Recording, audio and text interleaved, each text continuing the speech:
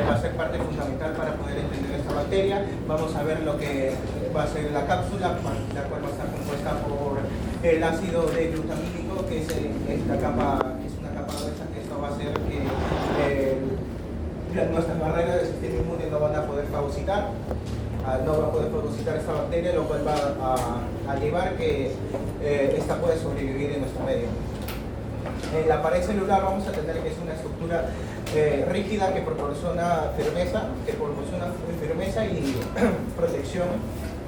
Vamos a ver a la membrana citoplasmática, que va a ser una membrana semipermeable, lo que va a regular el paso de sustancias hacia adentro y fuera de la célula. Esto va a ser importante más adelante porque vamos a ver que esa célula lo que va a formar, bueno, las enfermedades que va a tener, por ejemplo, que va a ser el anthrax, cómo el anthrax va de forma extracelular va a entrar en la misma célula.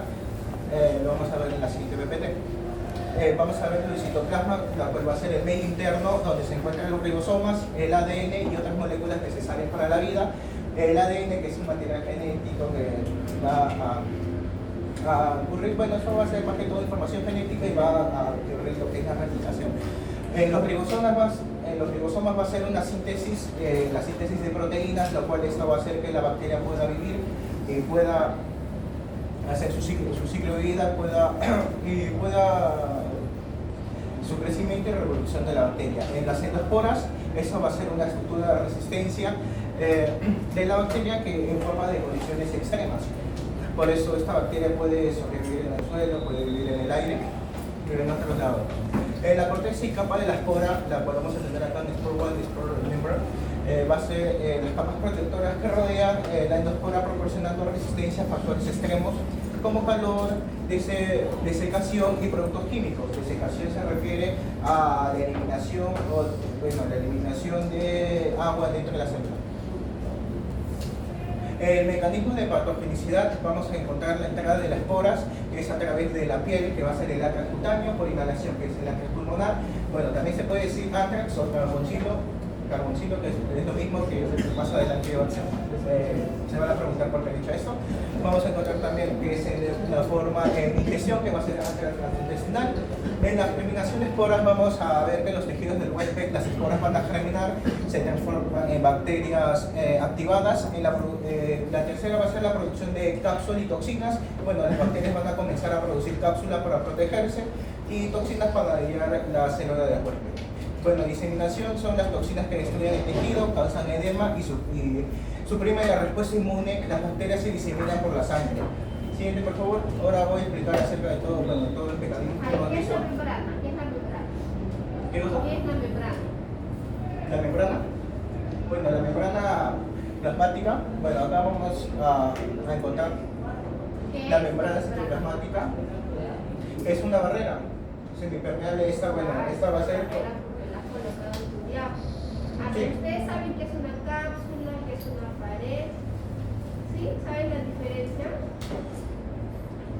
A ver, ¿quién sabe qué es cápsula y pared? A ver. La cápsula creo que está compuesta por proteínas y la membrana por líquido. ¿Otra diferencia? Claro. Que este cápside van a tenerlo algunos de las bacterias internas. ¿Quiénes tienen membrana? ¿Quiénes tienen cápsula?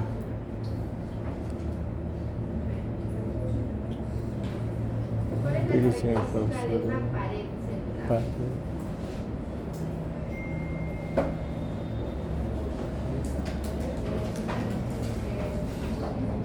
La protección a la bacteria en este caso.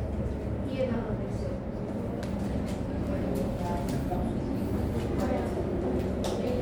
La pared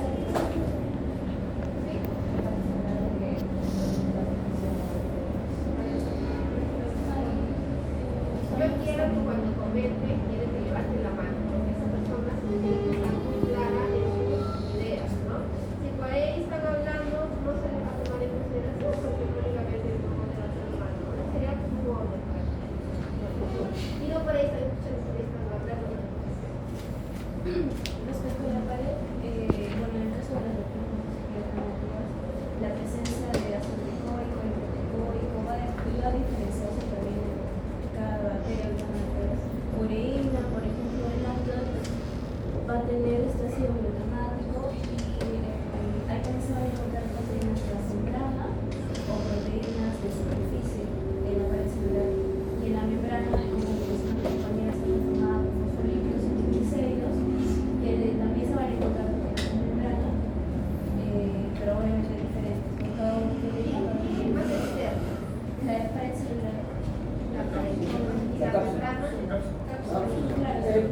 La cápsula le da una protección, una derivada de protección. O sea, no todas las bacterias van a tener cápsula. La cápsula es un sistema de protección, de resistencia, mejor dicho, que utiliza en este caso unas bacterias, como por ejemplo en este caso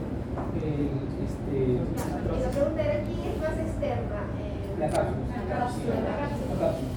¿Quieres agregar algo? Sí, como mencionó mi compañera, también de acuerdo a la función, por ejemplo, la cápsula hace que le proteja de una fagocitosis, en cambio la pared es más para presión osmótica y la membrana es para transporte que hay entre las membranas. El transporte de... ¿Qué tipo de transporte conocemos? Sí. Se da a partir de la cápsula, pared o membrana. Ahora, ya tenemos la cápsula, pared y membrana no son sinónimos. ¿Ok? No son sinónimos. Y ahora nosotros hemos hecho la clasificación en bacterias, capsulados, no capsulados, especulados, capsulados. ¿Ok? Eso es muy importante eso. ¿Ya? Ok. Seguimos. Bueno, vamos a ver ahora lo que es factores de virulencia. Acá vamos a tener, como dijo la doctora, la cápsula que va a estar hecha de ácido glutamico, que ya mencioné anteriormente, que esta va a ser su principal función, evitar la fagocitosis por las células inmunes.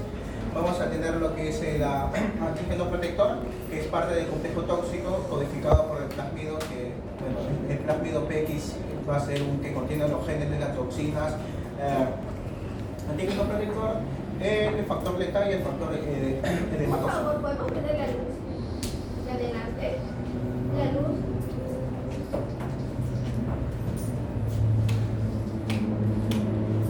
No, al revés. Al revés. Al revés.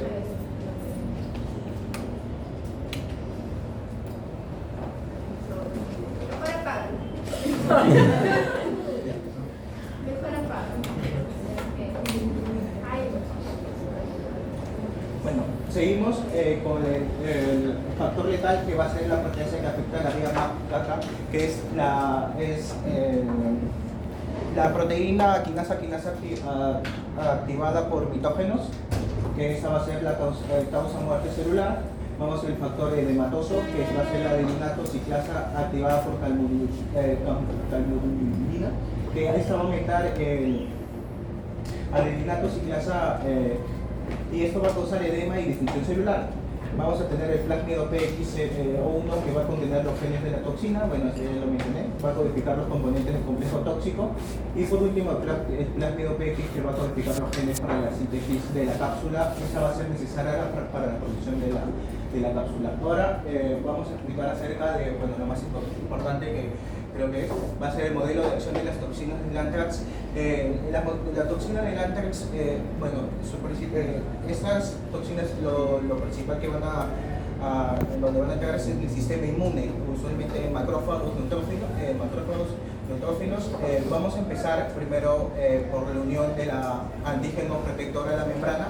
Esta va a ser el PA83, que se va a unir a los receptores de la membrana TEM8 y CMG2. Si no saben a qué se refieren, acá tenemos una leyenda. Bueno, más que todo que el TEM8 es el anthrax R1 y el anthrax R2 vamos a tener SMG2. En la parte 2 vamos a tener que la activación por proteasas tipo furina. Esta van a ser una enzima huésped que va a cortar el P83 y esto va a generar el PA63, que esto va a ser la forma activa. Vamos al tercer paso, que va a ser la formación del heptámero. Esto se va a formar debido a la acumulación de PA63 y esto va a ser como una puerta para que ingresen las otras toxinas. En el cuarto paso vamos a tener la unión del factor letal y el factor edematoso. Este va a ser el complejo antígeno protector. Los factores tóxicos, el factor letal y el factor edematoso, se unen al complejo antígeno protector. Esto va a ser, todavía no van a entrar en el siguiente paso, que va a ser el quinto, que va a ser endocitosis, que va a ser el paso de la célula en la endocitosis vamos a tener que el material extracelular tiene que entrar a la célula. Va a entrar a la célula. Va a entrar el heptámero con las toxinas. que es el factor, Sí. sí, con el factor letal y el factor endémico. Esta se va a unir y se va a absorber en la célula, te va a ir en la endocitosis formando un endosoma. En el sexto paso vamos a tener la función con endosoma ácido, va a ser bajo en pH. Este es el ambiente dentro del endosoma. Va a provocar un cambio en el complejo antígeno protector creando canales en la entrada de la membrana del endosoma. Y por último va a ser la translocación del factor letal y del factor endosómico al citoplasma. Esto va a ser a través de canales de factor, LF y EF que va a entrar en la célula, del citoplasma celular. Siguiente, por favor. Ahora vamos a ver las enfermedades. Como mencioné, en un principio vamos a ver que va a ser de tres tipos. Va a ser el primero que va a ser el cutáneo, el respiratorio y el gastrointestinal. Empezamos con el cutáneo, que esto va a ser un periodo de incubación de 2 a 5 días. Va a iniciar una pápula de hematocito lora, que es una lesión tisular hecha por una inflamación. Esto se va a convertir en una vesícula pruriginosa, que esto es una ampolla líquida que va a tener picor. Vamos a ver la necrosis, por último que va a formar escara negra. En los síntomas vamos a tener malestar general, fiebre poco elevada, después a 4 o 5 días una temperatura elevada, vómitos y fallo renal. En el antirrespiratorio vamos a tener la fase infección respiratoria que va a ser inespecífica. Los síntomas van a ser malestar general, fiebre poco elevada, tos seca, presión precordial. Esta va a ser de 2 a 5 días, va a tener mediastitis hemorrágica, dificultad respiratoria, edema, cuello, tórax y mediastino. Y por último, el carbunco intestinal va a tener un periodo de incubación de 4 a 7 días. Va a ser los síntomas iniciales: fiebre, náuseas, vómitos y diarreas. Va a tener una adenitis mesentérica, hemorrágica, que esta va a presentar con dolor abdominal, hematemesis, diarrea sanguínea, toxemia y shock. Bueno, esto es un resumen de estas enfermedades, y vamos por último a tener las pruebas de diagnóstico. Estas se van a examinar por muestras de líquido, ya sea pus de una lesión o sangre o esputo. Esta va a ser la parte microbiológica. Vamos a tener que estas se van a colorear con lo que es agar sangre y agar chocolate. Vamos a poder observar la coloración gram positiva en bacilos en cadenas, la coloración de cápsula. Esto va a tener unas colonias neumolíticas de aspecto rugoso en cabeza de medusa, y en medios semisólidos van a ser son inmóviles. En el serológico vamos a tener los títulos altos de anticuerpos mediante hemoglobinación indirecta, y la hemoglobinación indirecta va a ser una detección de anticuerpos antibacillus anthracis. Ahora vamos a empezar con el Bacillus cereus. Su característica principal va a ser que va a ser gram positiva, de la misma familia de la anterior, que familia Bacilliaceae. Vamos a tener que esta va a ser metamólisis, que va a ser una destrucción de los glóbulos rojos. Anaerobio facultativo, esta va a ser esporulado por las esporas que van a ser son centrales en forma elipsoide, o van a crecer entre los 10 a 48 de temperatura, pero la última va a ser de 28 a 35 grados. Generalmente son móviles esta presencia de los flagelos. Van a poseer antígenos somáticos, flagelos y esporas. Las esporas son moderadamente resistentes y resisten a unos 100 grados durante 5 a 10 minutos. La estructura vamos a tener que van a ser casi iguales, pero en esta parte vamos a tener el exosporio, que es la capa más externa de la espora. Esta va a estar formada por proteínas y lípidos.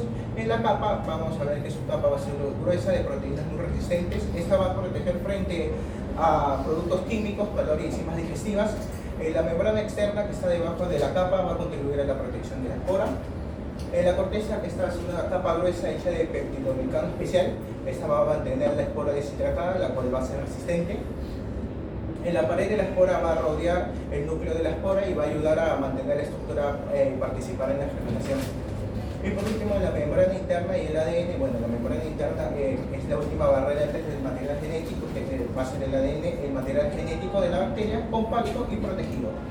Los mecanismos de patogenicidad, vamos a ver la producción de toxinas hemolíticas y toxinas diarrogénicas. ¿Por qué estas toxinas? Porque depende de la enfermedad. Por ejemplo, vamos a tener una enfermedad, el Bacillus cereus va a tener enfermedades por intoxicación alimentaria, emética, intoxicación alimentaria diarreica. La emética vamos a tener que va a ser por el arroz mal cocido, y la diarrogénica va a ser por carne, que va a tener carne, sopa, vegetales que van a tener esa bacteria. Bueno, continuando con los mecanismos, vamos a tener las toxinas que van a ser la HBL, que va a ser la beta-hemólisis, la citosina K, la enteroxina necrotizante, la formación de esporas. Vamos a ver que la formación de esporas al calor va a permitir que la bacteria sobreviva a alimentos mal conservados y se produzca en el tracto intestinal.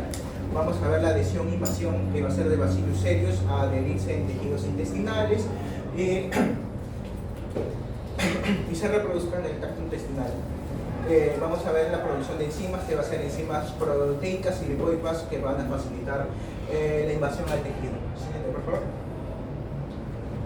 En los factores de virulencia, ahora viendo más a detalle, vamos a ver que en las toxinas va a producir serolúdida, va a producir emética, diarreica, la HBL, la hormona necrotizante, la citosina K, que van a dañar células y causan síntomas gastrointestinales. En la parte de las esporas le van a permitir resistir calor, desecación y desinfectación. Esto va a favorecer a la supervivencia de la bacteria. En los flagelos, que le va a dar movilidad para colonizar superficies y tejidos. En las adhesinas, estas van a facilitar la adherencia a células humanas y utensilios, favoreciendo la infección.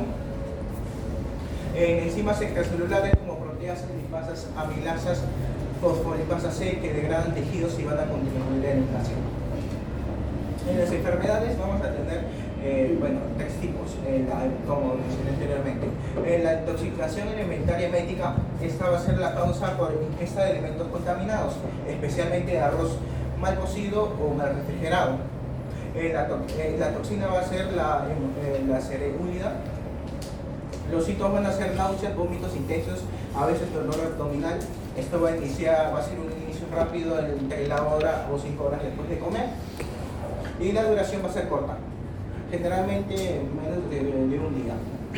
En la intoxicación alimentaria diarreica, vamos a ver que la causa va a ser ingesta de alimentos por carnes, vegetales o sopas. La toxina va a ser la enterotoxina, va a ser termolábiles producidas por el intestino. Y los síntomas van a ser diarrea acuosa, dolor abdominal ocasional y náuseas.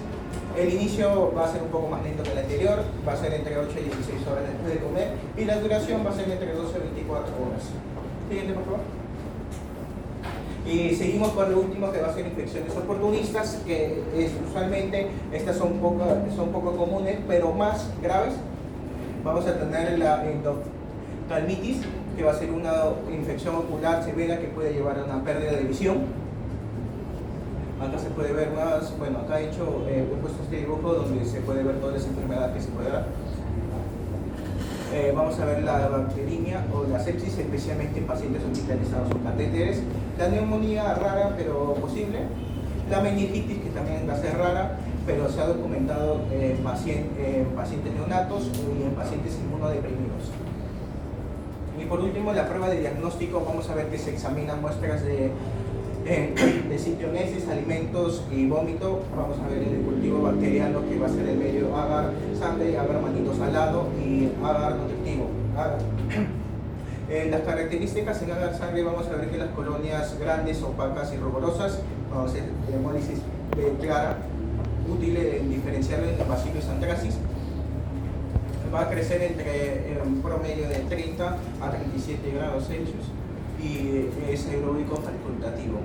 En las pruebas bioquímicas vamos a tener que es catalasa positiva, la movilidad va a ser positiva, a diferencia del Bacillus anthracis. Y la prueba de lecitinasa va a ser en agar huevo yema positivo. ¿Siguiente, por favor? Continuando Benito, una pregunta para ti. Dice que es muy importante la enzima la lecitinasa, ¿no? Es importante la lecitinasa. ¿Qué vas a decir, doctora? Es muy importante la lecitinasa, dijiste. ¿Para qué? ¿Para qué es importante?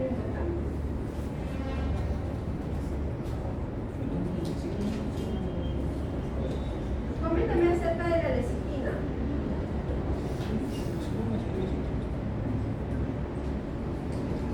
¿Dónde lo has leído? ¿No has mencionado? ¿No has mencionado? Siguiente.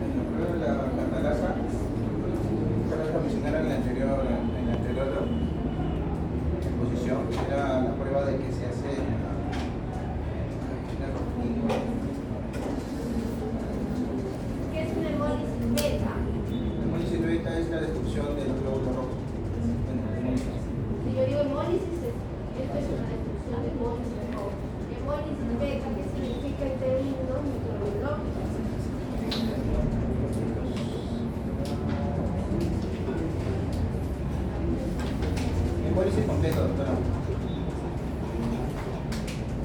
¿Cuál es la diferencia entre Bacillus anthracis y el Bacillus cereus? Estas enfermedades que provocan, doctora. Solamente eso. Las toxinas también que provocan. Y también que la ¿Cuál bacteria, toxina? ¿Cuál? las toxinas anthrax que va a ser el Bacillus anthracis. Y las toxinas que va a producir. ¿Cuáles son los bacilos o las toxinas del Bacillus anthracis? ¿Cuáles son las toxinas del Bacillus cereus? Ya, entonces el Bacillus cereus es las toxinas que vamos a tener.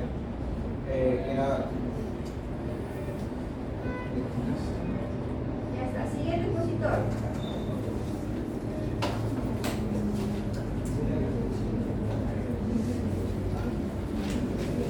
Ya, continuando con la exposición, ahora voy a hablar sobre la Listeria monocytogenes, que como ya sabemos es una bacteria gram positiva, es un bacilo corto, no es porulante porque no forma esporas. Aerobia facultativa, como ya lo mencionaron, puede vivir en ambientes con oxígeno, sin oxígeno. Es psicrófila, que puede crecer a temperaturas muy bajas, ¿no? Entre 4 grados o hasta menos. Movilidad a temperatura ambiente de 20-28 grados y se mueve por flagelos perítricos y no móvil a 37 grados, que sería la temperatura ambiente, ¿no? Y es catalasa positivo y oxidasa negativo, ¿no? La pared celular es de glucano grueso y presenta ácido teicoico y proteicoico como algunas de las bacterias gram positivas. Y como ya mencioné, no forma espora ni cápsula, solo que hay algunas cepas de esto que sí pueden tener una cápsula, ¿no? De polisacáridos. La patogenicidad básicamente es por consumir alimentos contaminados, que sería por la leche no pasteurizada, quesos blandos, carnes procesadas o vegetales contaminados. Como podemos ver en la imagen, estos vegetales contaminados o carnes invaden a las células epiteliales del intestino, ¿no? Y esto hace que después de esto se disemina por la sangre, llega hasta el hígado o vaso y después puede llegar hasta el sistema nervioso central o en la placenta en caso de lo que sería neonatos o fetales. Los factores de virulencia tenemos tres importantes, que serían las internalinas A y las B, que son prácticamente proteínas de superficie, que después lo voy a explicar en el mecanismo de patogenicidad cómo es que actúan, ¿no? Y facilita la entrada de cbacterias a células no fagocíticas al unirse a receptores como la E-caderina y el receptor de factor de crecimiento, que también lo voy a explicar en el mecanismo. La proteína inductora del ensamblaje de actina prácticamente ayuda a la movilización, ¿no? de las células del chip para que puedan entrar, se movilicen mediante la actina y entren al citoplasma de la célula del huésped. Y es movimiento intracelular. Y el factor regulador es el factor de transcripción para la virulencia y controla la expresión de genes que permiten sobrevivir y multiplicarse dentro de la célula del huésped. Ya. Dentro de eso tenemos tres enzimas también que van a actuar acá, que es la listerolicina O, que permite a la bacteria escapar del fagosoma, ¿no? Prácticamente la fagocitosis en general. Y la fosfolipasa C, específica de fosfatidilinositol, que es la A, y la fosfolipasa, que sería prácticamente la B, que la A actúa en conjunto con la primera, que sería la listerolicina O, y rompen la membrana del fagosoma y liberan la bacteria al citoplasma. Y la fosfolipasa C, que sería en este caso la B, es de la disrupción de membranas, no el rompimiento de membranas vacuolares en la propagación de célula a célula para que esta escape de las vacuolas. Prácticamente lo que dice esta imagen en términos simples es que la bacteria entra por medio de la endocitosis gracias a proteínas como la internalina A y B, hace que se unan a nuestras células epiteliales del intestino, ¿no? Después hay una formación de poros por la interleucina O que hace que haya una salida de potasio y una entrada de calcio que hace que exista la permeabilización del lisosoma y la fisión mitocondrial, que sería prácticamente separarse. Después de esto tenemos el que causa el movimiento interno, que como ya expliqué, usa la proteína que mencioné en la diapositiva anterior, que es para moverse por el interior de la célula con actina. Y la diseminación, que es pasar de una célula a otra célula a través de la transistocitosis, que ayuda por la interleucina O, y con lo que serían las tres enzimas, ¿no? La fosfolipasa C, la A, y la fosfolipasa C, la B. Y la alteración genética, que sería la modificación del núcleo y la modificación de las histonas con la enzima SIR2, que sería prácticamente la alteración de la expresión génica, ¿no? Y mediante todo eso, con la movilidad basada en actina y todo eso, finalmente con la internalicina C llega a diseminarse, ¿no? Por lo que sería nuestro cuerpo y evadir el sistema inmune. Y principalmente eso sería su mecanismo de patogenicidad. ¿Sí? En los cultivos tenemos 3 cultivos y un medio de enriquecimiento. El primero es lavar sangre, que hace una hemólisis débil, una beta-hemólisis débil. Que esto quiere decir que causa la destrucción de glóbulos rojos en el medio de las colonias, ¿no? Y suelen ser pequeñas, grisáceas y verdosas, y podemos tener un halo negro alrededor. En el agar Oxford se hidroliza la espulina liberando la espoletina, que reacciona con las sales férricas formando un color negro en el medio, como he puesto una imagen ahí. Y las colonias típicas son grises, negruzcas con un halo negro alrededor.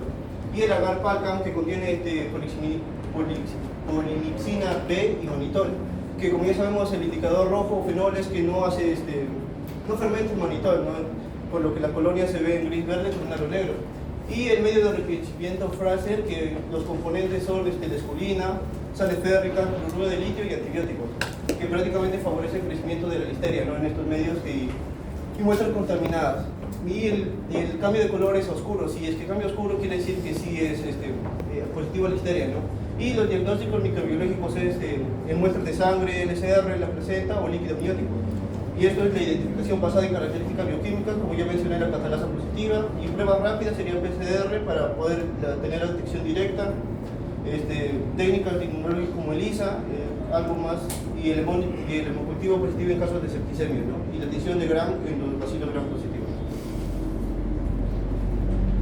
Las enfermedades relacionadas es básicamente la listeriosis invasiva y sistémico severa, que afecta principalmente a personas inmunodeprimidas, que serían embarazadas, recién nacidos, ancianos. Las embarazadas pueden causar aborto, parto prematuro o muerte fetal, y los recién nacidos es sepsis, meningitis y infecciones graves.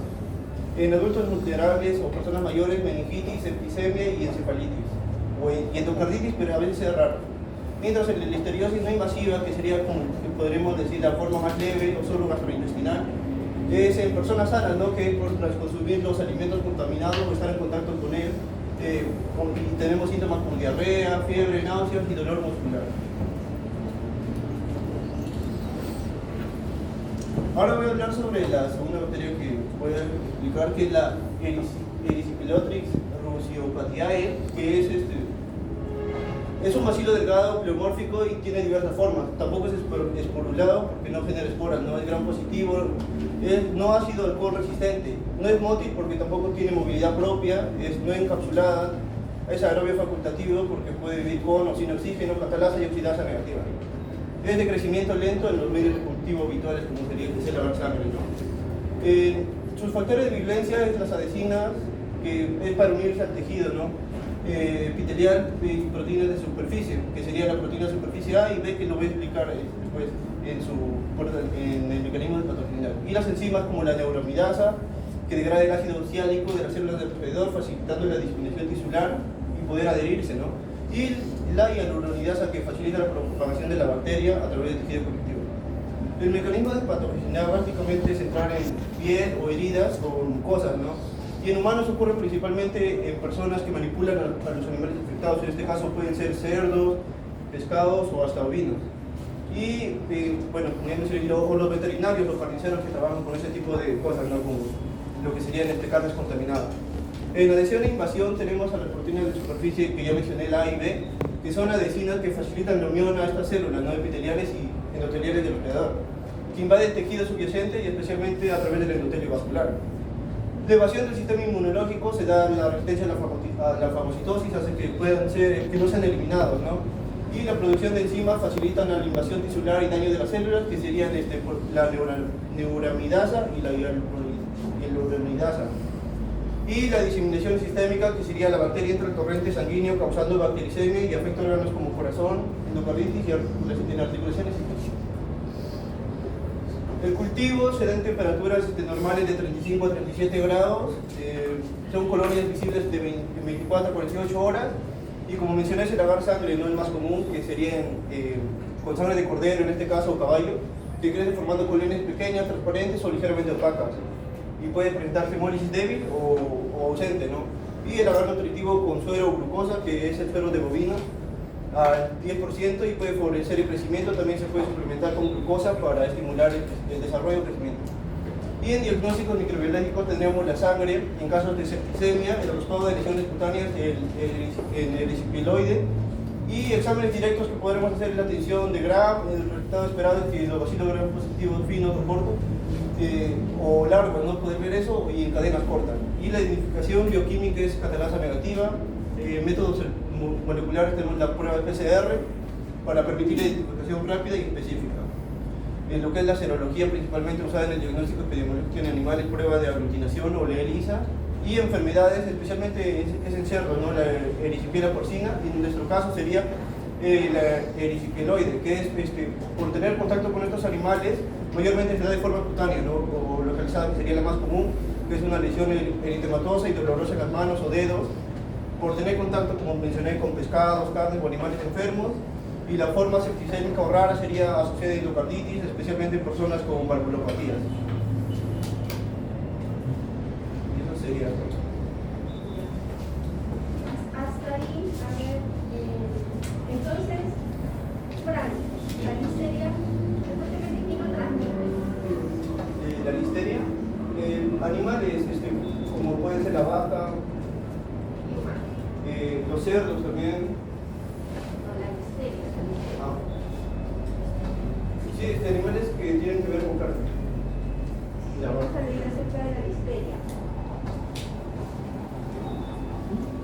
La listeria, ¿qué es la acerca de la listeria? Eso por alimentos contaminados, ya también podría ser por ejemplo, en el caso de la leche no pasteurizada, puede ser un ejemplo. Los quesos blandos, las carnes doradas.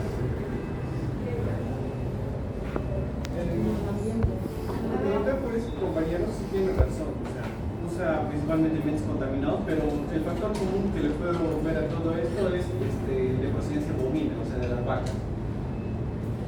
¿Qué más? Refrigerados. Las ratas.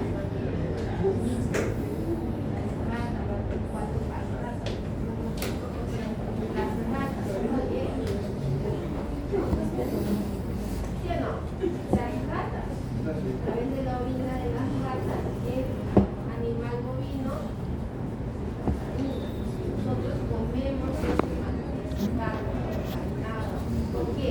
Con la listeria monocytogenes, ¿no? Ok. Ahí. Hoy día va a ser. A ver, Sandra León. Sandra León.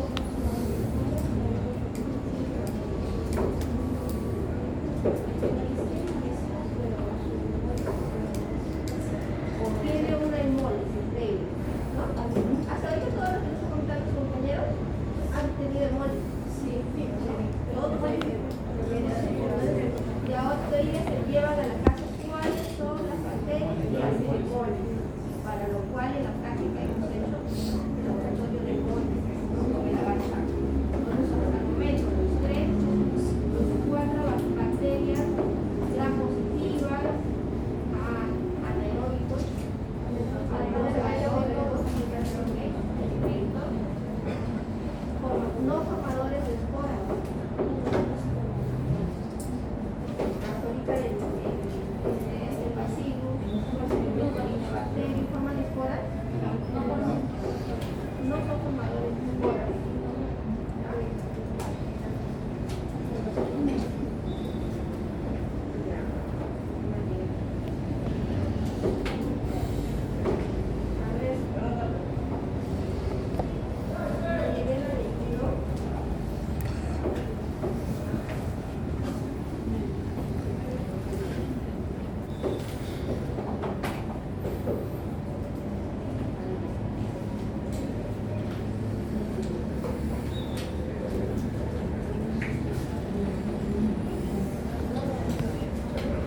¿Cuáles son las toxinas del bacilo cerebro?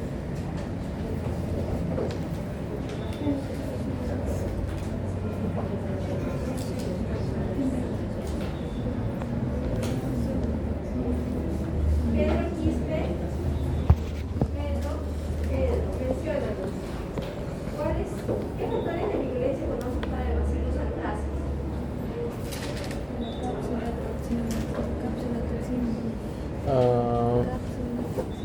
Lo que son cápsulas, su cápsula, las toxinas.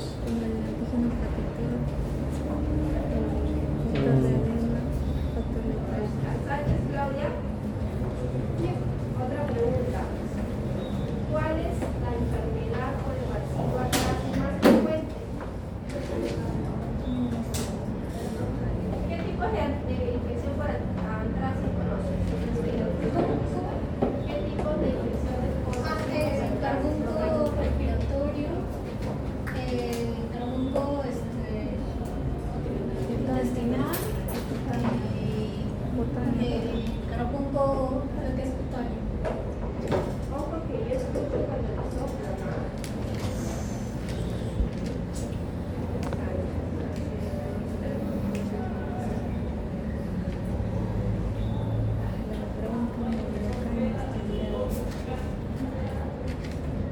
Media pasa.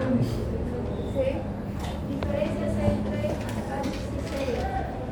Ya, creo que el antracis es saprófito y no. También creo que en lo que es su estructura, por ejemplo, me parece que Bueno, cuando se empieza tienen que mirar en cuanto a sus toxinas, por ¿Se ejemplo. acuerdan que yo les dije? Por ejemplo, hemos hecho vacío, ¿no es cierto? En la entrada es el celicoso se coloca. Estos no tienen que haber diferencias, son de la misma familia. Pero tiene que haber una diferencia, ¿no? Entonces, ¿en qué posición? A ver, de repente te comunidad nos ha quedado a las 23 de la noche y no la he leído. Entonces, haz Bien, tu amor. cuadrito y comienzas a diferenciar. Vacío, vacío, no, resistente, no, en otro qué toxinas tienen uno, y haces tu cuadrito en ese mismo momento. Son dos. Y según las exposiciones que les estoy colocando, o sea, de esa familia de bacilos hay una gran variedad, pero lo más frecuente les he colocado dos hasta tres, para que ustedes puedan notar la diferencia y lo más frecuente que encontramos en la práctica médica. Entonces, en ese momento ustedes tienen que ver qué es lo que les informa a ustedes, si es básico en microbiología, si es bacilo resistente, si es catalasa positivo, catalasa negativo, si hace hemólisis o no, cuáles son los factores de virulencia, ¿okay? Cuáles son las enzimas, cuál es su mecanismo de patogenicidad de uno, del otro, de repente caía en algo, porque son de la misma familia, ¿sí? Entonces, para que ustedes puedan estudiar, inclusive en la misma clase, en la misma presentación, ustedes mismos tienen que hacer sus tareas. Vamos a continuar.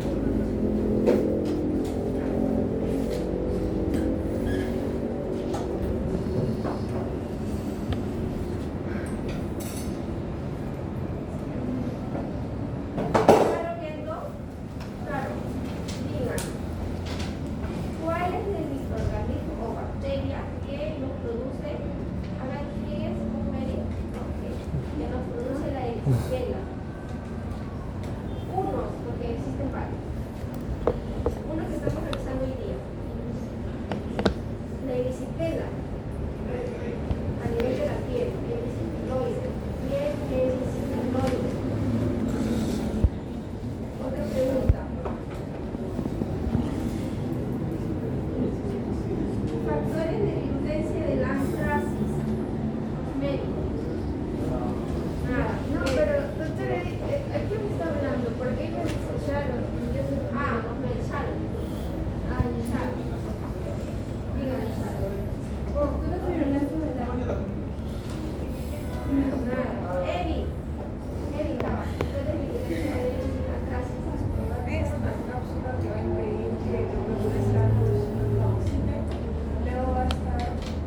Se llama cápsula antifagocitaria. Claro, tiene ácido glutatico. El ácido de glicálico, ¿no?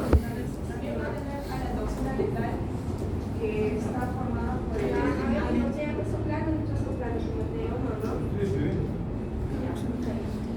El antígeno está formado por el antígeno protector más el factor letal y que va a ser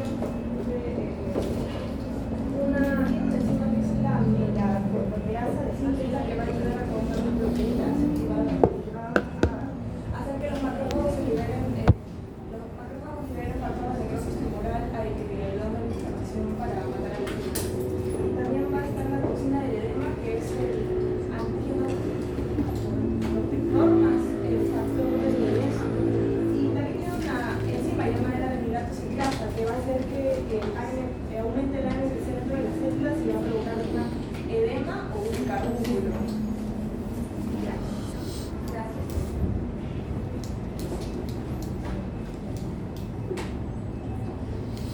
Diego, ¿por qué es importante, Diego? ¿Por qué es importante la lecitinasa? Bacilos, ¿qué bacilos es? ¿Bacilos? Serios son rastros, la lecitinasa. Serios, ¿no? ¿Por qué es importante? Es importante visualizarlo en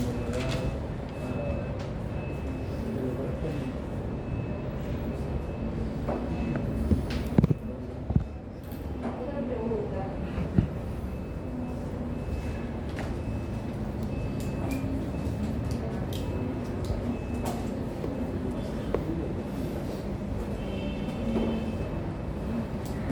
Hasta ahorita menciónanos dos especies formadoras, no formadoras de esporas.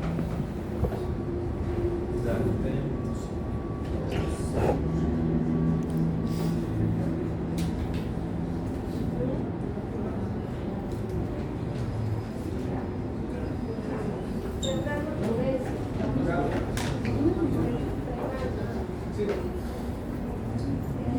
Menciónanos los factores de evidencia de la listeria.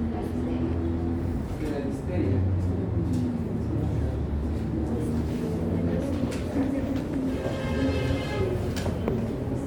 Diferencias entre neumonitis y bacilos anthracis en serio.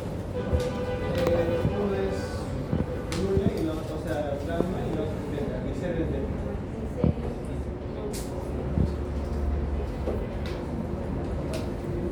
¿Qué hace? No es una...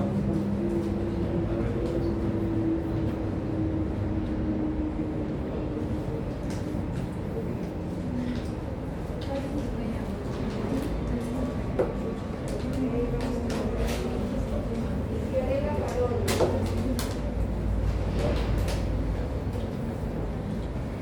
¿Qué es pregunta Fiorella? ¿Qué enzimas conoces para que presenta la listeria de Era la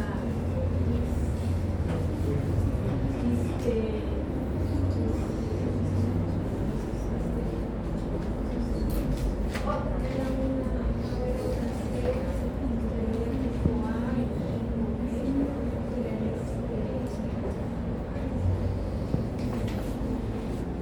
Hemolicina, listeriolicina, de la familia de la lisina. Hemolicina, no, es por ejemplo. Listeriolicina es una de las que se otra.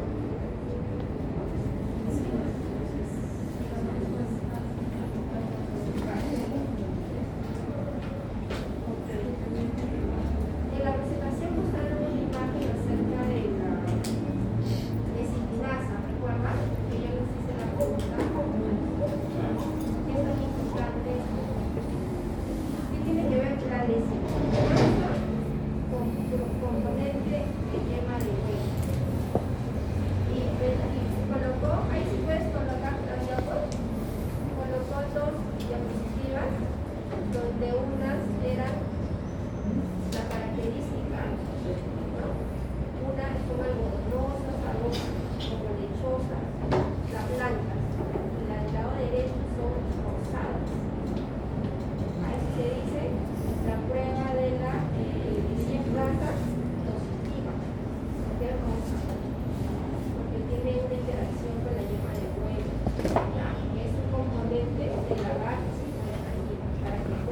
piel. El bacilo, el bacilo serio, es uno de los componentes.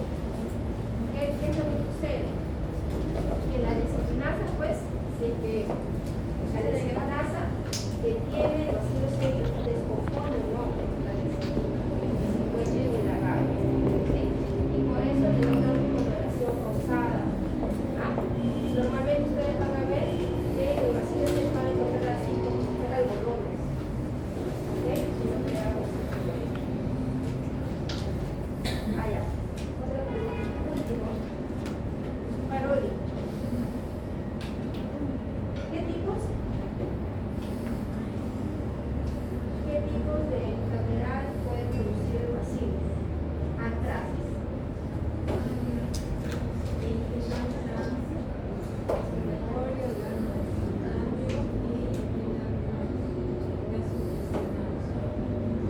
¿Y por qué gastrointestinal? También puede ser. ¿Cuál es el mecanismo de contagio de la antracis? ¿Cuáles son los mecanismos de contagio? Estamos preocupados con el antrax, ¿no? El antrax. Que dicen que es muy volátil, ¿no? Un mecanismo de contagio, ¿no? ¿Por qué? Es por el contagio de esta enfermedad. Ya, pero a través de qué? Vía respiratoria, digestiva y cutánea. A través de la piel. Tiene distintos medios de contagio. ¿Ok? Con la respiración y que son las esporas, ¿no? Con la respiración, a través de los alimentos y a través de la piel. ¿Ok? Y dirán, ¿por qué a través de la piel? Cuando existe,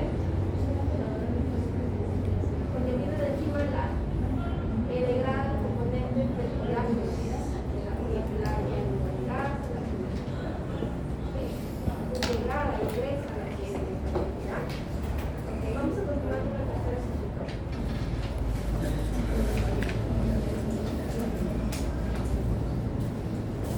Bueno, la colina de bacterium difteria. Primero, esta es una bacteria tan positiva, no es polulada y no encapsulada. No posee cápsula ni por esporas. Tiene una forma de vacío recto o ligeramente curvado, como se ve ahí. También es aerobia o anaerobia facultativa. Posee gránulos metatromáticos que se tiñen con colorantes especiales y los síntomas es medias simples. En su estructura, su celular típica, tan positiva, presencia de ácidos micólicos cortos, gránulos de volutina y no posee cápsulas ni con esporas, como dije anteriormente, y no ausente de flagelos, básicamente no móvil. Sus enzimas principales son la difteriotoxina, que es una exotoxina, y la catalasa, que la ayuda a neutralizar los peróxidos. Luego, su patogenia, la patogenia depende principalmente de la producción de la toxina difterica, que básicamente la toxina lo que hace es que la exotoxina AB inhibe la actividad proteica y inactiva el factor de denominación 2F2, que básicamente es una proteína esencial para la síntesis de proteína, causando su muerte celular. También el gentox, que codifica la toxina, es introducido como un bacteriófago lisogénico, básicamente un virus que básicamente, que tiene un ciclo de vida lisogénico, principalmente. La inmunidad efectiva depende de la presencia de anticuerpos neutralizantes contra la toxina, y la bacteria se adhiere a las células epiteliales respiratorias. Invade superficialmente, pero la enfermedad sistemática es causada por el efecto de la toxina. Esto básicamente es por mala higiene bucal, principalmente. Básicamente lo que va a hacer es que la bacteria se va a pegar en el epitelio de tu sistema respiratorio, y acá básicamente va a soltar toxinas, que eso es lo que principalmente la toxina difterica, que principalmente va a causar las siguientes enfermedades que la voy a hablar en un momento. Siguiente. Bueno, factores de virulencia, la toxina difterica, principal factor de virulencia, también tiene factores de adhesión, proteínas de virulencia que pertenecen al epitelio respiratorio, como ya dije anteriormente, y ácidos teicoicos que facilitan esta adherencia. En enfermedades, tiene dos principales, que son la difteria respiratoria y la difteria cutánea. También causa la miocarditis, neuropatías y también la nefritis, que ya la conocemos. En la difteria respiratoria básicamente es una formación de una supresión espesa, que es la pseudomembrana, que esta es la que se adhiere en la orofaringe, amígdala, laringe o tráquea. Sus principales síntomas son fiebre, dolor de garganta, dificultad respiratoria y barranca.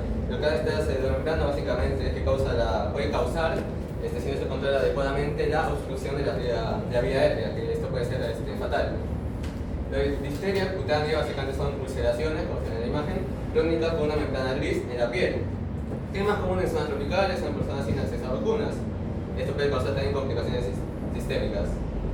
Luego en el diagnóstico microbiológico, básicamente la atención RAM, ácidos gram positivos.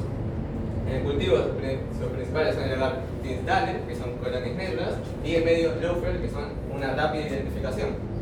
Acá están las más importantes, que es la prueba de L y la PCR, que básicamente la prueba de L, que es una inmunodifusión in vitro para detectar la producción de toxina diftérica, principalmente para esta bacteria, y la PCR para detectar el gen 2 para identificar la toxina que estaba en lo de la patogenicidad, el mecanismo de patogenicidad. Por último, su cultivo de metabolismo, básicamente 13 medios básicos, como agar sangre, agar tintale, medio de Loeffler, y bueno, fermentos carbohidratos, produciendo ácido, pero no gas. Ahora le voy a hablar sobre la bacteria positiva a mes. A ver, defínenos cómo es la prueba de L. Bueno, la prueba de L básicamente es una prueba que se usa principalmente para esta bacteria. O sea, básicamente lo que hace es dibujar las toxinas que causa esta bacteria luego de algunos días, principalmente. ¿Dónde lo dibuja? Básicamente tiene como unas formitas, no me acuerdo muy bien qué formitas eran. ¿En dónde lo dibuja? En la plataforma lo dibujan. ¿Dónde? ¿En el lagar? Ahí no le digo acerca de la prueba de L.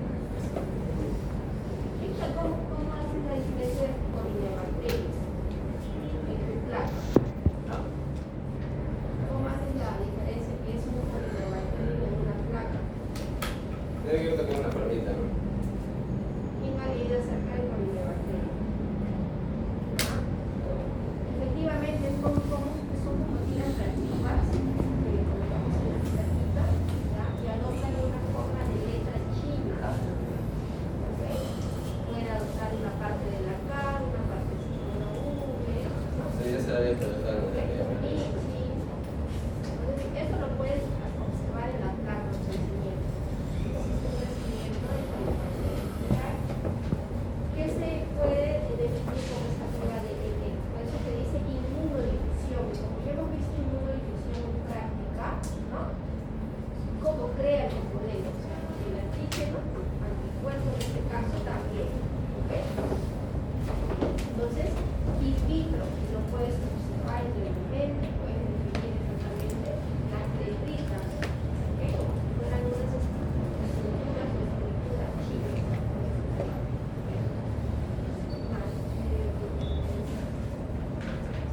¿Y cuál es el medio de transmisión? El medio de transmisión principalmente es por la toxina, que te da básicamente por mala higiene vocal principalmente. Prácticamente por higiene vocal, también puede ser obviamente por la piel, más que nada por si está sucio. Obviamente con la toxina, que está básicamente dentro. Obviamente la bacteria se pega y luego ahí ya suelta las toxinas. Por la cortita del juguete. Ahí dice ya, ahí está escrito, las cortitas del juguete.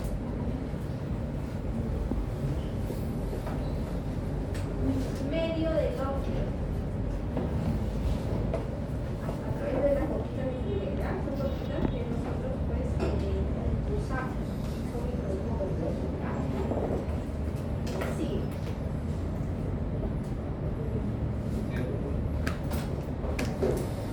Una nocardia, bacteria transpositiva, aerobia estricta, filamentosis ramificada, como en la imagen, ácido del cuerpo resistente débil, crecimiento lento de 2 a 7 días, incluye catalasa y enzimas que ayudan a resistir el ataque de macrófagos. La estructura parece orar rica en ácidos glicólicos, fibras ramificadas que pueden fragmentarse y presencia de lípidos complejos. Su patogenia e inmunidad, primer efecto principalmente por inhalación y inoculación cutánea, o sea, básicamente va a tener enfermedad cutánea y respiratoria, sobrevive dentro de macrófagos evitando la función fagosoma y liposoma, pueden provocar inflamación crónica con formación de abscesos y necrosis y diseminación hematógena frecuente hacia cerebro y piel. Termina medida por células TH1, G por 1 y es importante para el control. Bueno. ¿Qué es virulencia? Bueno, como ya dije antes, los ácidos micólicos se le identifica a la fagocitosis, que se evita la fusión de fagosoma y liosoma, tiene la catalasa y superóxido de dismutasa, que estigmatiza y inactiva los metabolitos tóxicos del oxígeno, y el factor COR, que inhibe la fusión fagosoma-liosoma también. En enfermedades, la endocarditis pulmonar, la endocarditis escrotal, la necrosis cerebral y la diseminada. Acá es la forma más frecuente de la pulmonar, que tiene una neumonía crónica que puede parecerse a tuberculosis. Sus síntomas principales tos, fiebre, pérdida de peso, disnea y hemoptisis. La cutánea básicamente es una infección de la piel y tejido blanco tras traumatismos, presenta celulitis, abscesos y micetoma. La necrosis cerebral no es tan común, la formación de abscesos cerebrales, síntomas cefálicos, convulsiones, diabetes y neurológico focal. Y la diseminada, que es básicamente diseminación hematógena desde el pulmón hacia el cerebro, piel u otros órganos. Luego tenemos los cultivos de General Sandre, Saborup y Jensen, que ya vimos en práctica. Colonias secas, rugosas, aspecto de algodón sotiza, como se ve acá, y metabolismo aeróbico, que requieren oxígeno para crecer, capaz de dar compuestos orgánicos y complejos. Ahorita la enfermedad. Bueno, ahora les voy a hablar sobre el Rhodococcus. Básicamente es una bacteria gram positiva que puede aparecer gram variable, cocoide o bacilar, como se ve acá, dependiendo de la fase de crecimiento, aerobia estricta y puede surgir en el suelo y en el tracto intestinal de herbívoros. Normal es un patógeno oportunista. Su estructura principalmente es rica en lípidos y ácido suprarcelular, ácidos glicólicos, forma corpo bacilar y produce cápsula polisacárida. No forma esporas. Enzimas, la catarasa, el superóxido de dismutasa, enzimas líticas que favorecen la invasión tisular. Factores de virulencia. Está la cápsula polisacárida, que esto protege contra la fagocitosis, proteínas de superficie que facilitan la adherencia, producción de ácidos micólicos que ayudan a resistir dentro de macrófagos, y la capacidad de sobrevivir en ambientes intracelulares. Su infección típica, que es la neumonía caviculatoria en personas inmunocomprometidas, que básicamente es especialmente VIH y SIDA. Bueno, ¿sí?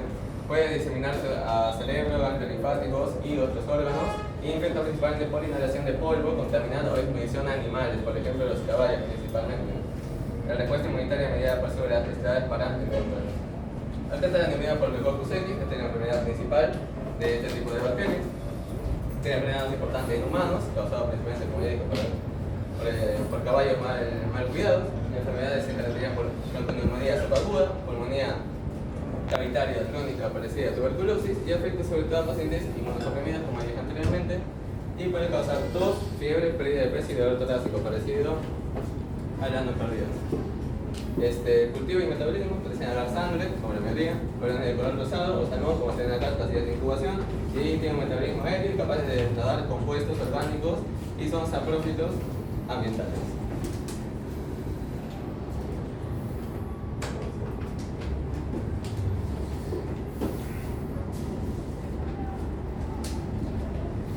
Bien, siguiendo el tema de... Hay un ratito.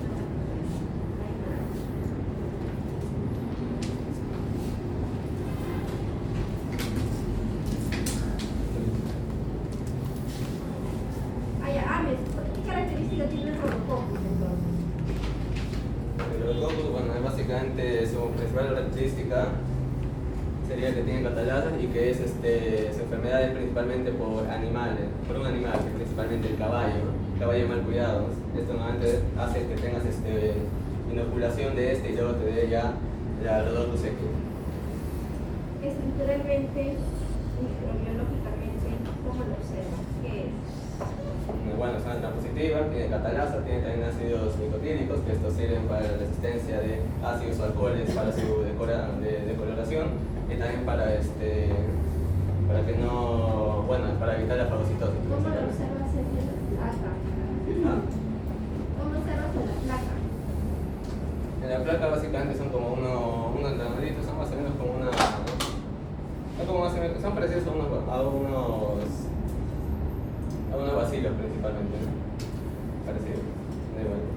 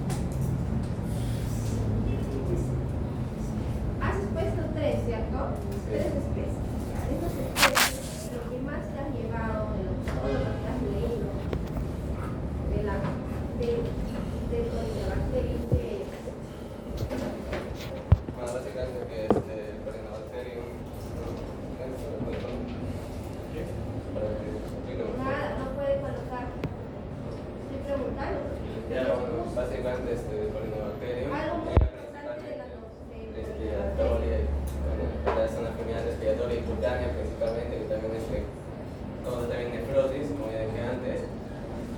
Y bueno, difteria cutánea, difteria respiratoria principalmente, causada por la toxina difterica principalmente. Estas adhieren, normalmente hasta la garganta, también puede ser al epitelio. El epitelio básicamente es el sistema respiratorio. Y bueno, y luego estas liberan estas toxinas, aparte también de hacer pseudomembranas, que estas si no se arreglan, o bueno, no se ve a tiempo, básicamente se pueden obstruir el sistema respiratorio y básicamente puede causar básicamente muerte por asfixia y que fatales.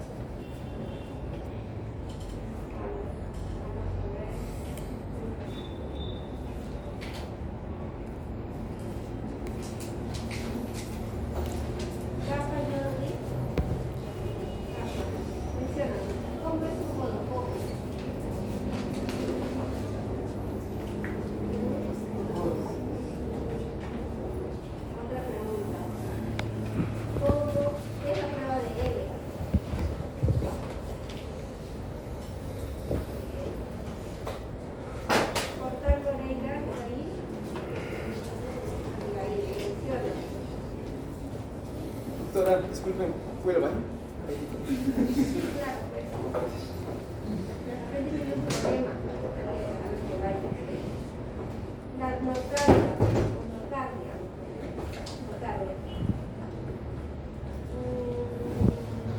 Ejemplos efectivos. A ver, ¿dónde están?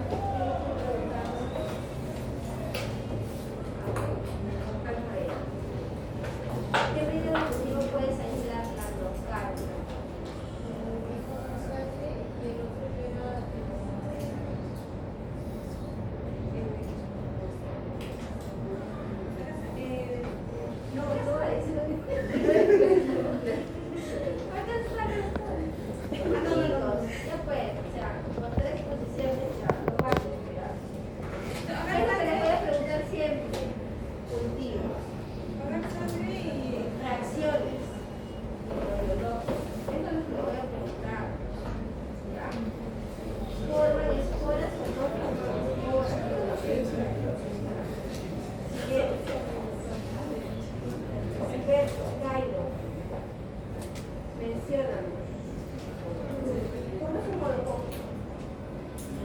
Es una bacteria gran positiva más que todo.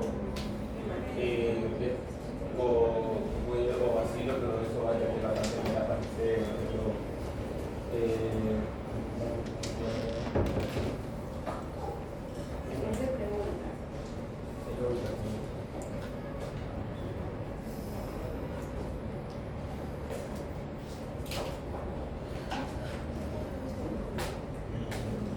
Toxinas de pasillo civil.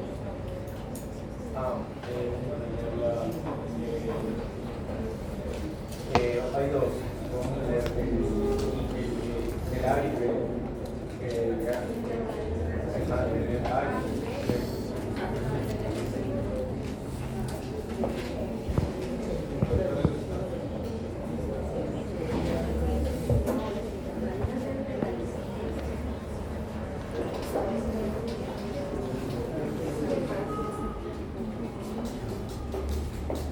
Mecanismo de transmisión consciente. Mecanismo de transmisión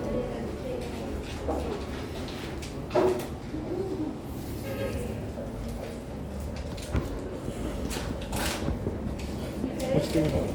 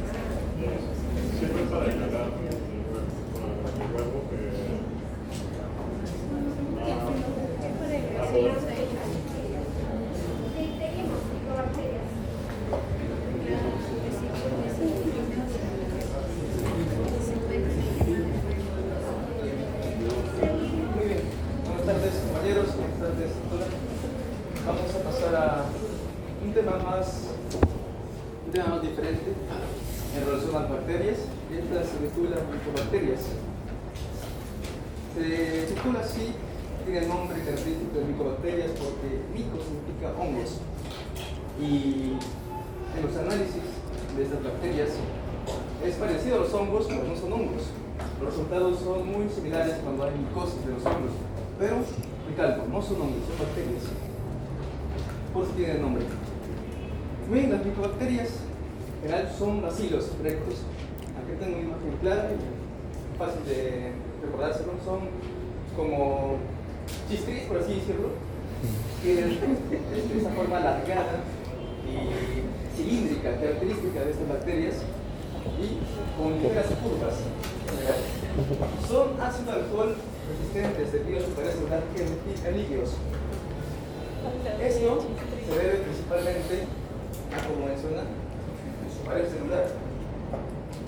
Es una característica importante de las micobacterias, ya que su pared celular es gruesamente de líquidos, de grasas. Entonces, debido a ello, específicamente los ácidos glicólicos que pertenecen a su pared celular son resistentes al ácido. Si lo teñimos con tinción gran, no pueden transmitir la tinción. Ligeramente ocurre un color rosáceo, pero el resto no. No atraviesa bien la tinción debido a su gruesa capa llena de grasas. La mayoría de las micobacterias crecen lentamente y se dividen cada 2 a 24 horas. No, pues lentamente. O sea, si hacemos pruebas de análisis en cultivos, tenemos que esperar muchas semanas, ¿no? Y también quiero explicarles cómo es parte de su pared celular de estas micobacterias. Siguiente evento, por favor. Muy bien. En este caso vamos a aprender sobre una de las enfermedades pulmonares respiratorias más usuales del mundo. Es el origen, es el creador de la tuberculosis. Se debe a esta bacteria, Mycobacterium tuberculosis. Vamos a hablar un poco sobre esta bacteria y cómo afecta a nuestro organismo.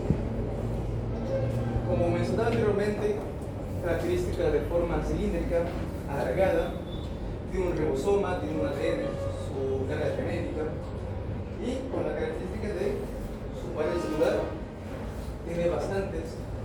grasas, muchas capas de gases líquidos, ¿no? Es un bacilo aerobio, gram positivo, débil y fuertemente ácido resistente. Como mencionaba, los ácidos no hacen mucho efecto, resisten bastante debido a su capa de líquidos. Lo que hace que el organismo resiste desinfectantes, detergentes, antibióticos, antibacterianos, muy frecuentes y instituciones tradicionales como la de grano, ¿no? Patogena y inmunidad. Este es un patógeno intracelular, lo que le gusta estar dentro de las células, hace su vida dentro de las células y son de bacterias de crecimiento lento. Son capaces de reproducirse de por vida hasta el día de nuestra muerte. Son muy peligrosas estas bacterias, ¿no?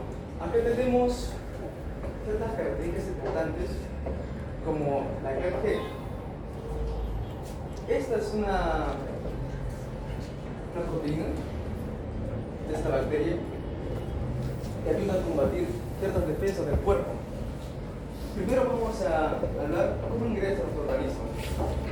Mayormente no se sabe con exactitud cómo es que se ha creado esta bacteria, pero hay que ser conscientes de que está presente en nuestras vidas. En los hospitales, en situaciones laborales, quizás, siempre va a haber un individuo con esta bacteria ahí, ¿sí? Que no muestra síntomas y está bien. Pero lo impresionante de esta bacteria es que es oportunista. Justo en el momento donde nos enfermamos, donde no comemos bien, donde estamos con las defensas bajas, es donde esta bacteria aprovecha para hacer de las suyas. Su infección se debe básicamente al contacto de vías respiratorias, ¿no? Bolitas pequeñas que están bacterias así, son muy chiquitas, ¿no? ¿Cómo está su tamaño? Son muy pequeñas, tan pequeñas que permanecen en el aire 6 horas. Ese es un término de vida, permanecen en el aire 6 horas.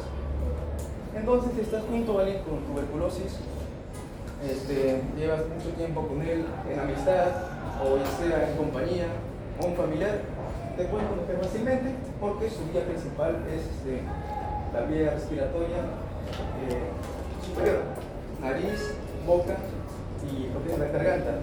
Ingresa por ahí esta bacteria. Siguiente, por favor. Muy bien, vamos a explicar cómo es que esta bacteria hace de las suyas dentro de nuestros pulmones. Al ingresar la bacteria, antes que todo, primero se encuentra con unas capas de cilios antes de ingresar a nuestros pulmones, más o menos por la nariz,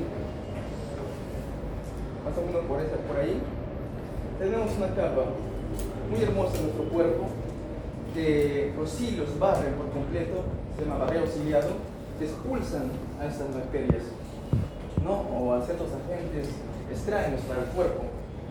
Pero en un caso extraño, particular, a veces solo pasa el 10% de estas bacterias. El 10% de esos casos puede suceder que ingresa. Pero tenemos que recordar que los sistemas inmunes son muy buenos en eso. Pero solo el 10% de esta bacteria puede acceder a los pulmones. Una vez que ingresa, salir ahí al producto principal, los secundarios, hasta llegar a los alvéolos. Los alvéolos, como sabemos en fisiología, son los órganos importantes del sistema respiratorio. Son los protagonistas del intercambio gaseoso, ¿no? De los gases, del dióxido de carbono y el oxígeno que necesitamos. Justo ahí es donde estos se implantan, ¿no? El Mycobacterium tuberculosis.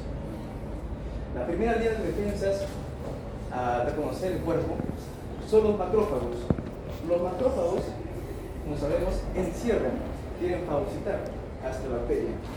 Entonces los macrófagos encierran a las micobacterias, los Mycobacterium tuberculosis. Una vez quiere encontrar su otra parte, ¿no? Para eliminarlos, ¿no? Fagosoma y exosoma hacen fusión para eliminar por completo a estas bacterias. Pero esto no pasa. Las capas de estas bacterias son tan gruesas que resisten todo tipo de ácidos. Aparte que tenemos ministro, ¿se le anterior, por favor? Aparte que tenemos por características el KG es parte de la bacteria que ayuda a combatir ciertas toxinas que el mismo macrófago tiene. Y el macrófago, siguiente por favor, el macrófago sabe que no va a poder con ello, sabe que no va a poder combatir con estas bacterias, entonces por consiguiente llama a la siguiente línea, los monocitos. Estos monocitos también cumplen la misma función que un macrófago, pero estos aseguran, son un poco más resistentes. Lo que hacen es encerrarlas a las bacterias. Estas bacterias, en la parte de los macrófagos, pueden multiplicarse dentro de estos macrófagos. Se replican tanto que llegan a un punto que revientan, el macrófago revienta y se disparan por completo muchas de estas bacterias. Entonces, para evitar esta infección en los pulmones, llegan los monocitos, ¿no? Los llamados de los macrófagos. Los monocitos también lo encierran. Y acá es donde tenemos un estado de asintomático, porque a pesar de que la bacteria está presente en los pulmones, los monocitos lo tienen encerrado, las bacterias, ¿no? Y tenemos acá ciertas señales, ¿no?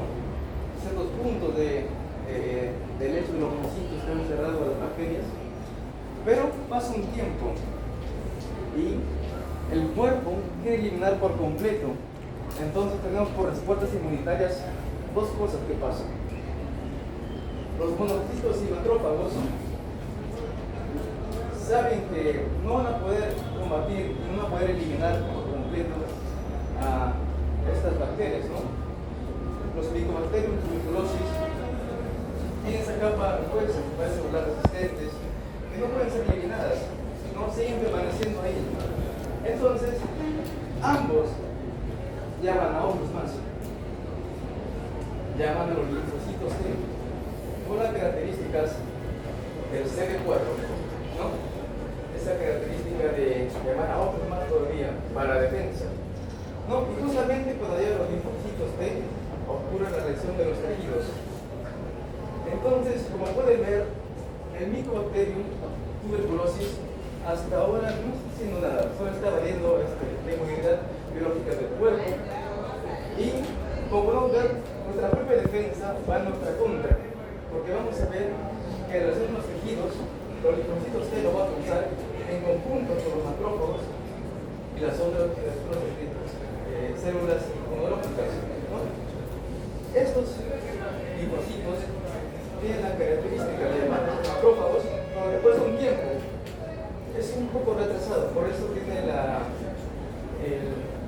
característica que se ha llamado transitividad retardada, ¿no? El CD4 se encarga de llamar a más macrófagos, así para que estas bacterias no tengan más escapatoria. Tenemos a linfocitos, tenemos a macrófagos, tenemos a monocitos y estamos aquí en el alveolo y llaman a los linfocitos a más macrófagos para encerrar y exterminar muy duro a estas células, digo, a todas estas bacterias. Entonces, este ataque en conjunto de todas las células inmunitarias genera un granuloma. Lo que pasa es que ahí crea un ambiente, destruyen por completo y crean un ambiente necroso, fuera de oxígeno. Como pueden ver, hay un espacio ahí. Estas bacterias necesitan el oxígeno para su supervivencia. Como han destruido cierta capa de los tejidos pulmonares, nuestras propias defensas, también exterminan algunas defensas, también a las bacterias, y crean este espacio necroso, fuera de oxígeno, ¿no? Y se mantienen ahí por algunas semanas, algunos meses. Tenemos ahí ciertos granulomas, ¿no? Depende de la cantidad y muy dependientemente también de nuestro sistema inmunológico. Si no nos alimentamos bien, si no tenemos una nutrición bonita. Los macrófagos y monocitos, ¿qué glóbulos son? Blancos. Sí. Lo que pasa.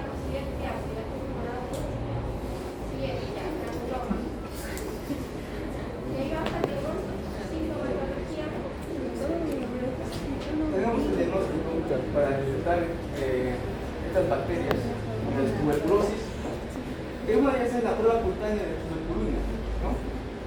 Acá podemos ver, consiste principalmente en echar una aguja con la carga de estas bacterias ya muertas en la epidermis de la piel y se tiene que originar una pápula, ¿no? Grande, y se puede observar con una característica que solo estas bacterias pueden tener en la piel. Esta pápula tienen que medir y depende de la gravedad, ahí lo especifico más, depende de las medidas, pueden confirmar si tienen tuberculosis o no. Por medio de cultivo tenemos al Winston Jensen, que como pueden ver es parecido su identificación como los hongos. Pueden ver la carga amarillenta, eso significa que hay tuberculosis ahí, este es el Bacterium tuberculosis. Otro medio de cultivo es el Smith-Brock, ¿no? Que son también para detectar este tipo de bacterias. Siguiente, por favor. Mycobacterium leprae es el originario, el que causa la lepra en el mundo. Fisiología son bacilos también de gram positivos, pero fuertemente ácido resistentes, ¿no? Debido también por su capa celular, ¿no? Que son ricas en grasas. Vamos a la causa spirulenza directamente. Afecta en parte al sistema nervioso. En esta parte tenemos a la vaina de melina. Lo que pasa es que esta bacteria entra y hace como un trato con las células de Schwann, que son importantes para la creación de la vaina de melina. Y esta vaina de melina, como podemos saber, ayudan grandemente a las acciones motoras, a las respuestas rápidas del cuerpo, ¿verdad? Esta vaina de melina somos lentos. Y por esa razón tiene el PGL1. Sin el PGL1, esta Mycobacterium leprae no puede acceder y multiplicarse dentro de las células de Schwann. Esta es la parte dentrística, la ayuda a ingresar dentro de las células de Schwann y multiplicarse y hacer la desmineralización, la pérdida de mielina. Debido a ello tenemos complicaciones musculares o motoras también del cuerpo. No tienen medios de cultivo, se requieren algo específico. Sus temperaturas son de 27 a 33 y ambientes frescos, por eso va a ser la parte de la neurona o la piel, ¿no? La inoculación solamente será necesariamente animalitos que son armadillos de 9 válvulas, ¿no? Que tienen anatomía necesaria para observar estos bacterias. Siguiente, por favor. Muy bien. Tenemos otra de las afecciones, lo que hace la lepra de esta bacteria. Como primeramente, esta bacteria ingresa a la piel, se encuentra con las células de la piel, los macrófagos. No pueden ser destruidas por su capa, los macrófagos tienen sus lisosomas, quieren destruirlos, pero tampoco pueden. Entonces, llega el instructor de defensa, que es la respuesta inmunológica, las células T helper. Las células T helper se dividen en dos, tipo 2 y helper tipo 1. Dependiendo de cuál ataca primero, es la primera respuesta que vamos a tener. El T helper 2 manda las interleuquinas 4, interleuquinas 5 y la 10, y esas también mandan a esas células, que son las células D. Tiene una respuesta humoral, o sea que no son muy efectivas dentro del macrófago, sino afuera. Hacen el daño externo en la piel, pero no matan nada a las bacterias. Entonces, y no tienen nada de efectividad en esa parte. A esto se le llama una respuesta inmunitaria mediada por células de baja calidad, ¿no? No está contento el macrófago con ello y la piel poco a poco se va destrozando. Pero ¿qué pasa si en diferentes cuerpos ocurre en diferentes personas? No sé si alguna me va a dar esto, pero es dependiendo en cada persona diferente si me ataca primero el T-helper 2 o el T-helper 1. Les expliqué el aquí. Ahora, en el T-helper 1, ocurre lo siguiente. Esto comanda a interleuquina 2 y a interleuquina. Estas comandan a otras células más. Un combo mejor y mucho más provechoso, que son los macrófagos y las células T y las las células natural killers, son muy peligrosas, ¿no? Matan enseguida a las bacterias. Esta respuesta sí es necesaria. Esta respuesta tiene un resultado bueno y el macrófago se conforma bien. Es una respuesta inmunitaria mediada por células altas, ¿no? De buena calidad. Pero cada una tiene sus complicaciones. El TGFR2, si ataca, origina nefromatosa. Si el TGFR1 ataca, origina tuberculoide, una más grave que la otra, dependiendo de cuál ataca primero. ¿No? Siguiente, por favor. Muy bien. Cuando nos da nefromatosa, significa que las células TGFR2 atacan. Son agresivas y no son efectivas. Como dije, tienen una respuesta humoral al exterior, dañan mucho la piel, pero no eliminan por completo a las bacterias. Entonces, como se va en la piel, originan estos síntomas, ¿no? Ciertos deformaciones en la cara, que hasta puede haber mucha necrosis, dependiendo de la gravedad, de cuánto tiempo lleva con esta nefromatosa, ¿no? Que se origina por el tipo 2. Podemos ver que su nariz también se salva porque el cartílago también de la nariz se lo carcome todo esto debido a la respuesta inmunitaria como se pone el cuerpo. Entonces el cartílago se acaba y a veces se hunde en estos casos. A la vez podemos ver la característica de un caracol así medio deformado, la necrosis, ciertas manchas en el cuerpo, ¿no? Pero en tuberculoide es un poco más leve, no es tan agresivo, porque aquí se lo termina, pero igual tiene sus síntomas. Tenemos debilidad de la mano y deformación de pinza. ¿Por qué se pone así? Porque en cierta manera también afecta al sistema nervioso. Entonces tenemos la mano así y no podemos controlarlo. Los sistemas motores están alterados. Tenemos estas lesiones de parche, ¿no? Siempre el reconocimiento aquí por todo el cuerpo. También está la característica de tener un pie péndulo que no tiene la capacidad de levantar el frente del pie. No puede hacer esto. No puede. Va como un robot. Y el diagnóstico es el siguiente. Se tiene que hacer una biopsia de erección activa. Es como primera instancia. Agarramos un pedazo de la zona afectada. Y entonces el PCR, en busca del ADN de la bacteria, se da esta prueba, ¿no? La prueba de procromina. Acá podemos ver si, dependiendo, cuando hay más células de Prague, de estas células, cuando hay más células afectadas en la piel, es porque es una nefromatosa. Pero si hay menos, es porque hay una tuberculoide. Es una prueba y acá podemos ver la clásica, ¿no? Que vimos anteriormente de procromina. Y aquí, si es la piel básicamente, la piel, y si sale positivo, se va a agrandar toda la pápula, se va a crecer tal vez, pero si sale negativo, casi no se va a notar, no va a ser muy exitoso. Sigue por Mycobacterium avium. También son bacilos, territoriales graves, son débiles también como el otro, son antibióticos-resistentes, tipo de respiración aerobia estricta, dependiente mucho del oxígeno, requerimientos nutricionales, ¿no? Para hacer ciertos cultivos, glucosa, de exógenos, factores de crecimiento orgánicos como harina de pato o albumina, ¿no? Hábitat. Esto está en el sistema digestivo, específicamente del tracto gastrointestinal y pulmones también. Especies de importancia médica, posiblemente causa enfermedades de Crohn, ¿no? También la bacteria causa especies como enfermedades pulmonares en humanos, ¿no? Pero no tan afectuosas como la tuberculosis, ¿no? Tenemos estas bacterias, ¿no? Los que de esta forma. Y acá podemos ver con cuestiones de Schmidt-Nielsen, ¿no? Que son eficaces para observar la presencia de estos ácidos, de estas bacterias. Siguiente, por favor. ¿No?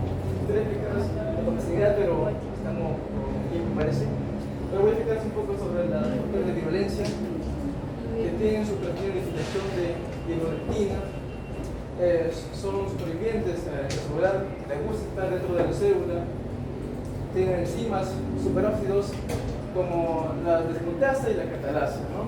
Que ayudan mucho a evadir esto de las defensas. El factor cordón 66, la fibrolimonasa, proteína inhibidora del autohemoglobin por temprano. Y esta es una fotografía del trato del intestino, y cómo ver cómo ataca esa bacteria. Siguiente, por favor. ¿No? Diagnóstico, metodología, pues muestras respiratorias, muestras de institutos intestinales. Generalmente se hacen en heces, ¿no? Como de frecuencia, biopsias de colon. Sanguíneas, tenemos el hemocultivo, muy eficiente también. Laboratorios, cuenta de hematocritos, tiene anemia intensa, ¿no? Nosotros podemos descartar. Cuentas respiratorias, orinas, heces. Cultivos, como este Jensen, así como el de la tuberculosis, también funcionan con esto. Crecen a 17 grados Celsius, ¿no? Nuestra temperatura corporal de los seres humanos. Y la respuesta tardando de 3 a 4 semanas. Tiene que esperar mucho tiempo para los resultados. Siguiente, por favor. Mycobacterium kansasi. Es una mycobacteria no tuberculosa.